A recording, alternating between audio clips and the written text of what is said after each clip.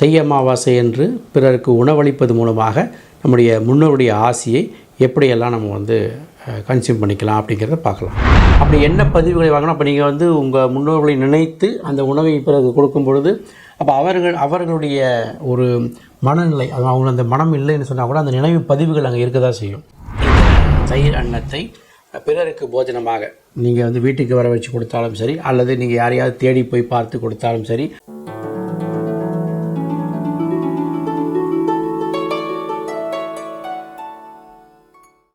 அன்பு உள்ளங்களுக்கு வணக்கம். அன்பர்களே, நம்ம தை அமாவாசையுடைய பதிவில் முன்னோர்கள் ஆசி பெறுவதற்காக ஸ்நானம், தர்ப்பணம், போஜனம் என்ற தலைப்பில் பேசிட்டு வரோம்.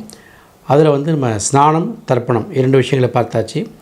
அந்த வீடியோவை பார்க்காதவங்க அதனுடைய வீடியோவை டிஸ்கிரிப்ஷனில் லிங்க் கொடுத்துருப்பாங்க, அதை போய் பாருங்கள். நம்முடைய ஞானாசிரமம் சேனலை ஃபஸ்ட் டைமாக பார்க்குறீங்கன்னாக்கா இந்த சேனலை சப்ஸ்கிரைப் பண்ணிக்கங்க.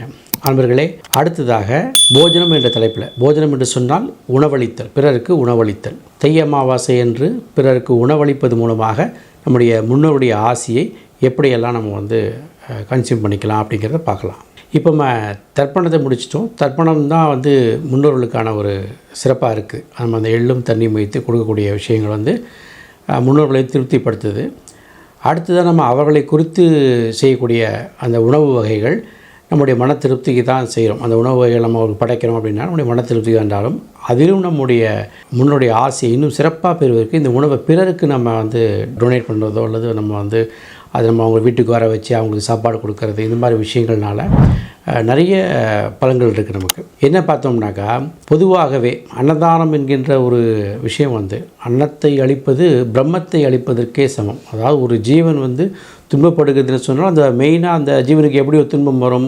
முதல்ல பசி தான். அந்த ஜீவன் வாழணும்னு சொன்னாலும் சரி, பேசணும்னு சொன்னாலும் சரி, தன்னுடைய எந்த காரியங்களை இயக்குவதனால் தான் அந்த ஜீவனுக்கு தேவையானது சக்தி. அந்த சக்தி இந்த உணவிலிருந்து தான் பெறப்படுகிறது. ஆக உணவிலிருந்து தான் பெறக்கூடிய சக்திங்கிறதுனால இந்த உணவை நாம் தானமாக கொடுக்கும் பொழுது அது ரொம்பவும் பயனுள்ளதாக இருக்கிறது. இந்த உணவை நாம் தானமாக கொடுக்கும் பொழுது முன்னோர்கள் திருப்தி அடைகிறாங்க. அதன் மூலமாக நமக்கு அவருடைய ஆசி கிடைக்கிது. ஆக அன்னத்தை தானம் கொடுப்பதினாலே நாம் பிரம்மத்தை சார்ந்திருக்கிற இந்த பிரம்மத்தினுடைய அருளை பெறக்கூடிய ஒரு வாய்ப்பு இந்த அன்னதானத்தில் கிடைக்கிறது. ஆக இந்த அமாவாசை சமயங்களில் நாம் ஒரு முன்னோர்களுக்காக படைக்கப்பட்ட ஒரு உணவை பிறகு தானம் கொடுப்பது மூலமாக இன்னமும் நம்முடைய வாழ்க்கை, நம்முடைய குடும்பத்தில் உள்ள சூழ்நிலைகள், நிறைய விஷயங்களில் மாறுதலை பார்க்கலாம். தொடர்ந்து இது செய்துட்டு வரணும். இது ஒரு அமாவாசை செஞ்சு 2 அமாவாசை செஞ்சு விட்டுறக்கூடாது. தொடர்ந்து இதை நீங்கள் செய்யும் பொழுது கண்டிப்பாக இதனுடைய பலாபலனை நீங்கள் நிச்சயம் பார்க்க முடியும். இப்படி நம்ம தெரிந்தவர்களுக்கோ தெரியாதவர்களுக்கோ பசித்தவர்களுக்கு இந்த உணவை நம்ம தானமாகணும். இதை தான் போஜனம்னு சொல்கிறோம். அந்த காலத்தில் சம்பிரதாயப்படி வீட்டுக்கே வர வச்சு ரொம்ப கஷ்டப்படுறவங்க வீட்டுக்கே வர வச்சு இந்த அமாவாசை சமயத்தில் எல்லாம் சாப்பாடுலாம் கொடுப்பாங்க. காலப்போக்கில் இப்போ கொஞ்சம் கொஞ்சமாக அதெல்லாம் மாறிடுச்சு. ஆனால் நம்ம அதை தொடர்ந்து செய்யணும். இப்பொழுது அந்த பழக்கத்தை நம்ம முடிஞ்ச வரைக்கும் கொண்டு வரோம். வீட்டுக்கு கொடுக்க முடியலனா கூட நம்ம அந்த உணவை எடுத்துகிட்டு போய் நம்ம கண்டிப்பாக தேடி போய் கூட நம்ம பல பேருக்கு கொடுக்கலாம். இப்படி அமாவாசையில் இந்த மாதிரி உணவு கொடுத்தால் இந்த மாதிரி முன்னோடைய ஆசி கிடைப்பதற்கு ரொம்ப குயிக்காக நம்ம பலனை பெற்றுத்தரோம்னா, இந்த தை அமாவாசையில் தயிர் சாதம் படைத்து, தயிர் சாதத்தில் ஒரு 2 எள்ளு மட்டும் கலந்துக்குங்க. அப்படி ஒரு தயிர் சாதம் படைத்து நம்ம பிறகு கொடுக்கும் பொழுது அந்த அன்னதானம் மிக ஒரு சிறப்பான அன்னதானமாக உங்களுக்கு மாறிடும். என்ன காரணம்னு சொல்லி பார்த்தீங்கன்னாக்கா, பெரும்பாலான வினைகள் நம்முடைய மூதாதையர்கள் மூலமாக நமக்கு கடத்தப்படும் வினைகளானது நமக்கு தான் சேருது. ஸோ நாம் என்ன பண்ணுறோம், அந்த நல்லதாக இருந்தால் நல்லதை அனுபவிக்கிறோம், கெட்டதாக கெட்டதாக அனுபவிக்கிறோம். இப்போ இந்த வினைகளை சமநிலைப்படுத்துகிறோம். சமநிலைப்படுத்திட்டோம்னா தான் நமக்கு இந்த துன்பங்கள் இருக்காது. அப்போ அந்த வினை பதிவுகளை ஏற்கக்கூடிய ஒரு விஷயம் எதுலனாக்கா, பொதுவாக பால், தண்ணீர், இளநீர், சந்தனம் இந்த பொருட்களுக்கெல்லாம் எண்ணெய் பதிவுகளை வாங்கி பதிவைத்து கொள்ளக்கூடிய ஒரு தன்மை இருக்குது. அதனால தான் நம்ம இந்த தயிர் சாதத்தை ப்ரிஃபர் பண்ணுறாங்க. அப்படி என்ன பதிவுகளை வாங்கணும்? அப்போ நீங்கள் உங்கள் முன்னோர்களை நினைத்து அந்த உணவை பிறகு கொடுக்கும் பொழுது அப்போ அவர்களுடைய ஒரு மனநிலை, அவங்க அந்த மனம் இல்லைன்னு சொன்னால் கூட அந்த நினைவு பதிவுகள் அங்கே இருக்க தான் செய்யும். அந்த நினைவு பதிவுகளானது சமநிலைப்படுத்தப்படும். அதனால தான் தயிர் சாதத்தை கொடுக்க சொல்கிறோம். அப்படி நம்ம பிறகு அந்த அன்னத்தை கொடுக்கும் பொழுது உங்களுக்கு ஒரு மன திருப்தி கிடைக்கும்.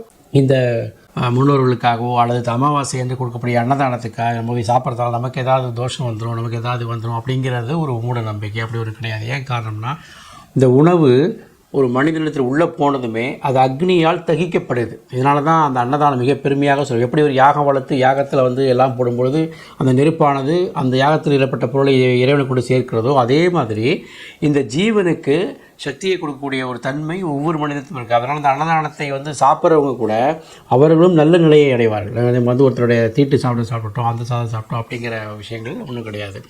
ஆகையினால் இந்த உணவு அன்னதானமாக கொடுக்கப்படுகிற இந்த தை அமாவாசைகளுடைய உணவை சாப்பிடுவதனால் நமக்கு எந்த துன்பமும் எந்த கஷ்டமும் கிடையாது. மாறாக நல்ல பலன்கள் வந்து சேரும். ஒரு மனிதனுக்கு பசி தீபாக்னி, காமாக்னி, கோபாக்னி என்ற அக்னிகள் எல்லாம் இருக்கிறது. அதில் பசி தீபாக்னி சாந்தப்படுத்துகிற ஒரு வண்ணம் இது. அதனால் இதை வாங்கி நீங்கள் உண்பதில் கூட நீங்கள் வந்து தயக்கமாக ஒன்றும் காட்ட வேண்டிய அவசியம் இல்லை.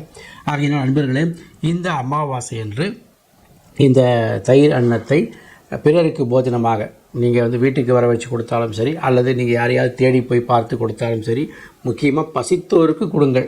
நம்ம சும்மா கொடுத்து வாங்கி அவங்க வந்து சும்மா கீழே போட்டுற மாதிரியான ஒரு சூழ்நிலை எல்லாம் இருக்கின்ற நிலைமையில் அந்த மாதிரி ஆட்களுக்கு நீங்கள் உணவை கொடுத்து உணவையும் வீண் பண்ண வேண்டாம்.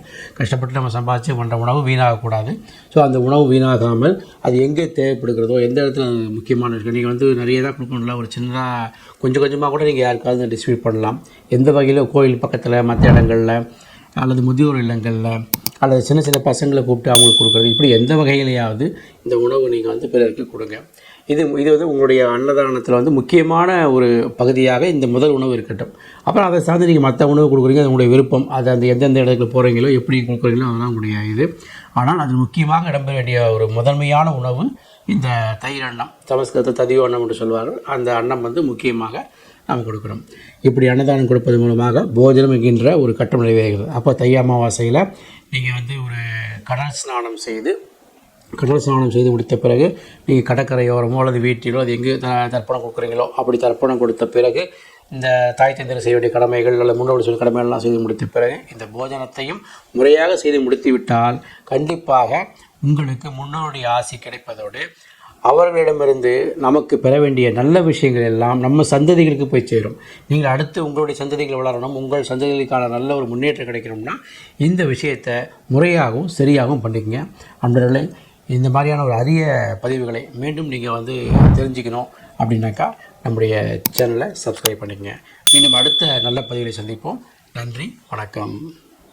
அன்பும் அருளும் எங்கும் தழைக்க, அறிவும் மனமும் இணைந்து சிறக்க, அகிலம் முழுதும் இன்பம் கோடி கோடி கோடி நிறையவே.